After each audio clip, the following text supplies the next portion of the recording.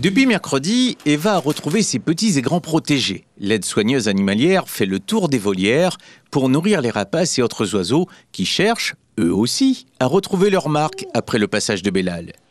Déjà, c'est la surprise quand on arrive de voir l'état du parc. Quand on a l'habitude de voir d'une certaine manière, là c'est un peu le chaos, on va dire. Quand on revient, on a une petite crainte, c'est qu'il y ait des animaux manquants. Donc forcément, quand on revient, que tout le monde est là et en bonne santé surtout, oui, là on est on se porte que mieux, on va dire, surtout après l'événement. Si aucun des 253 animaux n'a manqué à l'appel, c'est en raison du dispositif que Bernard Gougache a mis en place. Tous ont été déplacés sur des zones sécurisées, conçues pour résister à des vents violents. On a eu ici des rafales d'après 152 km/h. Donc nous on a mis en place une astreinte.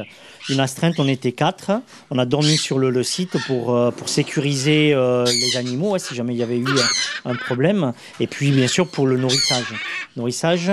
Donc, ça se passait comment ? Ça se passait qu'on attendait des accalmies pour aller voir les animaux, faire un peu de nettoyage, nourrir. Et après, on repartait à l'abri. Des animaux sains et saufs, en revanche, ce n'est pas le cas de la végétation. Eucalyptus, tamarin, filao, cassia ont été déracinés et pliés. En moins d'une semaine, Jean-Marie et son équipe ont sécurisé plus de 3 hectares de forêt. Mais il faudra du temps pour retrouver l'aspect initial du parc. Mais là, s'il y a la pluie, cette année, nous allons récupérer encore les arbres. Mais s'il n'y a pas de la pluie, au moins 2 ans facilement pour reprendre facilement. 2 ans de travail de reboisement, un coup dur pour le staff du Zoo-Parc. Mais Bernard Gougache garde espoir, d'autant qu'une bonne nouvelle est tout de même arrivée pendant le cyclone. Il est né en fait dimanche, dans la nuit de dimanche à lundi. En fait, c'est un couple qu'on devait isoler aussi en même temps que les autres. Et puis au moment où on a récupéré l'œuf, on s'est aperçu qu'il commençait à béquer, à sortir, à casser. On s'est dit on va les laisser, on va sécuriser aux alentours. Et puis dans la nuit de dimanche à lundi, il a éclos. Et là, hier, il se portait bien.